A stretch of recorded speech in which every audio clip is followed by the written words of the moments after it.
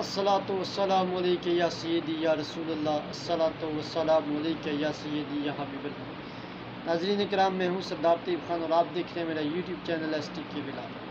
ناظرین کرام، جس طرح آپ نے دیکھا ہے کہ گزشتہ ایک ہفتے سے ہم دیکھ رہے ہیں کہ سیاسی پرندوں کی جو ہے وہ مختلف پریس کانفرنسیں سامنے آ رہی ہیں اور پاکستان تحریک انصاف کو ڈیمیج کرنے کے حوالے سے جو ہے وہ یہ پریس کانفرنسیں کروائی جا رہی ہیں، اسکرپٹ لکھے جا رہے ہیں اور وہ اسکرپٹ پڑھے جا رہے ہیں۔ اس میں کوئی شک نہیں کہ ثانیہ ہے 9 مئی انتہائی قابل مذمت ہے، بلکہ جتنی بھی اس کی مذمت کی جائے وہ کم ہے۔ لیکن کسی پارٹی کو ڈیمیج کرنا یا کسی پارٹی کا ووٹ بینک توڑنا، یہ کسی بھی جمہوری معاشرے میں اس طرح نہیں ہے۔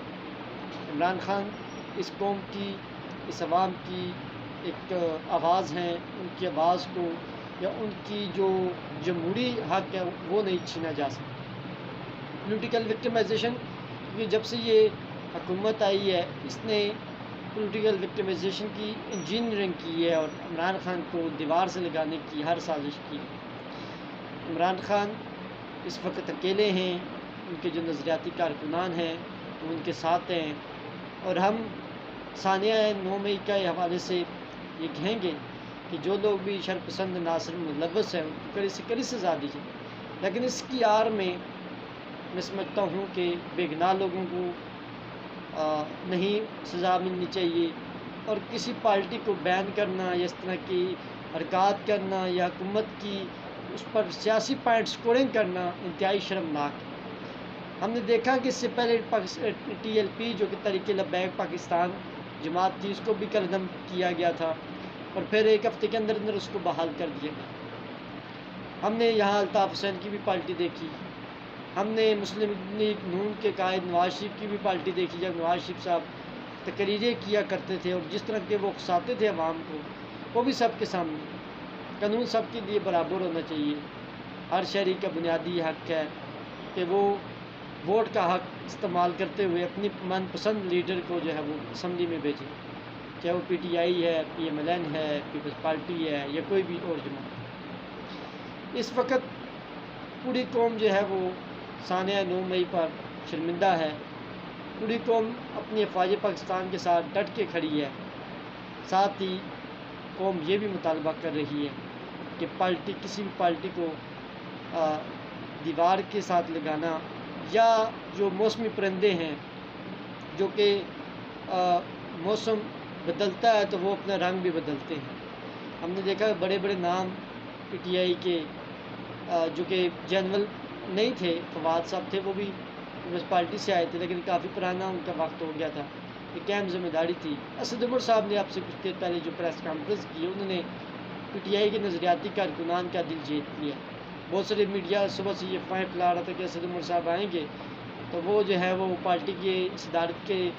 ساتھ ساتھ جو ہے وہ پی ٹی آئی کو بھی خیر آباد کہہ دیں گے، لیکن یہ چند ایک لوگوں کی خواہش تو تھی، لیکن ایسا ہرگز نہیں ہوا۔ اور اسد عمر صاحب نے آ کر دبنگ انداز کے ساتھ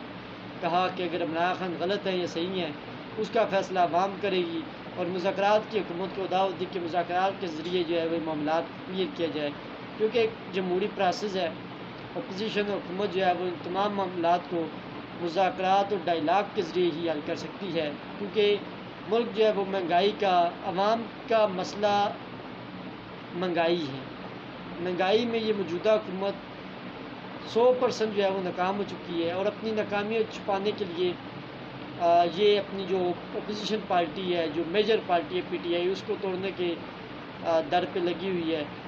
ہر طرح کی سازش کر رہی ہے، ہر طرح کی پولیٹیکل وکٹمائزیشن کرنے کی کوشش کر رہی ہے۔ یہ جو حکومتیں ہوتی ہیں یا یہ اقتدار ہوتا ہے یہ سدا بار نہیں ہوتا۔ آج اگر یہ پی ٹی آئی والوں کے ساتھ کر رہے ہیں تو کل ان کے ساتھ بھی اسی طرح ہوگا۔ آج یہ لوگ سمجھ رہے ہیں کہ ہم عمران خان کو نیل کرا لیں گے یا عمران خان کو مائنس کرا لیں گے تو کل ان کے ساتھ بھی ایسا ہوگا۔ عمران خان کے جینا مرنا پاکستان میں، اس نے شوکت خان ہسپتال بنائے، اس کے اچھے اچھے کام ہیں، اس کے پازیٹیو کاموں کو یاد کریں۔ عمران خان نے کبھی بھی اداروں کو آپس میں یا اپنی عوام کو یا اپنے کارکنان کو کبھی اکسانے کی کوشش نہیں کی۔ اس نے ہمیشہ اپنے کارکنان کو جو ہے وہ یہی کہا کہ آپ پیسفل رہیں، آپ پرامن رہیں، آپ پرامن طریقے سے احتجاج کریں۔ چند ایک جذباتی ان کے خیالات یا ان کی ذاتی رائے تو ہو سکتی ہے، جس کو ہم کنڈیم کرتے ہیں، لیکن عمران خان کو انڈیا کا ساتھ جوڑنا یا یہ تشبیہ دینا وزیر اطلاعات کی جانب سے کہ انڈیا میں شادیانے جائے جا رہے ہیں اور عمران خان جو ہے وہ انڈیا کو خوش کر رہے ہیں، ایسا کچھ نہیں۔ انڈیا تو ہمارا ہے ازلی دشمن، اور انڈیا کے تو پروگرام، ان کا تو کام ہی ہے سنسنی پھیلانا۔ ان کے تو اپنے دیشوں میں جو ہے وہ جو طریقے چل رہی ہیں، جو وہ کشمیریوں پر جو ظلم و بربریت کر رہے ہیں، ہم اپنے جو اندرونی لڑائی ہے اس میں جو بیرونی سازشیں ہیں اس کو ہمیں ناکام کرنے کی ضرورت ہے، بجائے کہ ہم اپنی اندرونی لڑائیوں کو جو ہے وہ لے کر بیٹھ کے۔ اس وقت قوم کو یکجہتی کی ضرورت ہے۔ اس وقت ساری قوم جو ہے وہ چاہتی ہے کہ تمام پولیٹیکل لیڈران جو ہیں وہ ایک میز پر بیٹھیں اور یہ جو مسائل ہیں اس کو سیاسی طریقے سے حل کریں، نہ کہ پھر کوئی تیسری قوت آ کر جو ہے اس معاملات کو حل کرے۔ سانحہ 9 مئی ایک بار پھر کہوں گا کہ انتہائی قوم رنجیدہ ہے، ساری قوم شرمندہ ہے کہ یہ جو سانحہ ہوا ہے یہ بہت بڑا سانحہ ہے، اور اس کی جتنی بھی مذمت کی جائے وہ کم ہے، کیونکہ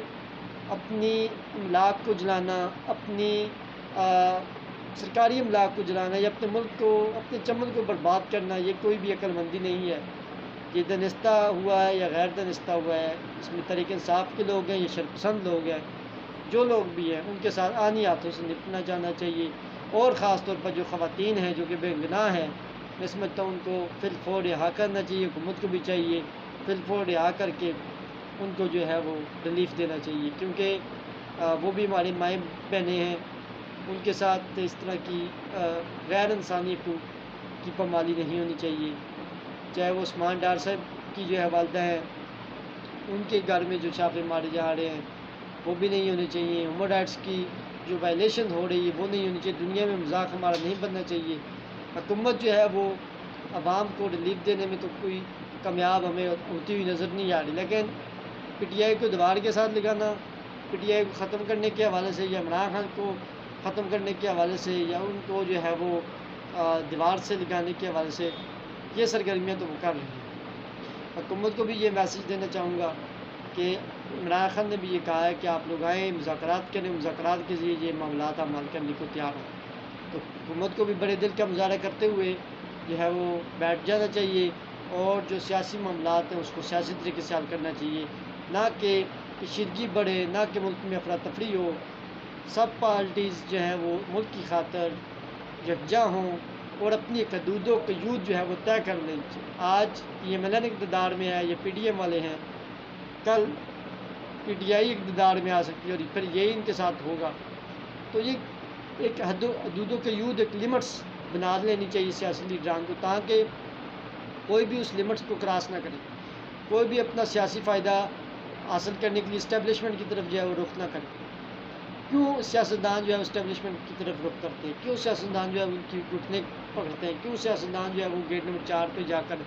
دستخطیں دیتے ہیں؟ کیوں بھیک مانگتے ہیں اقتدار کی؟ یہ بھیک نہ مانگے،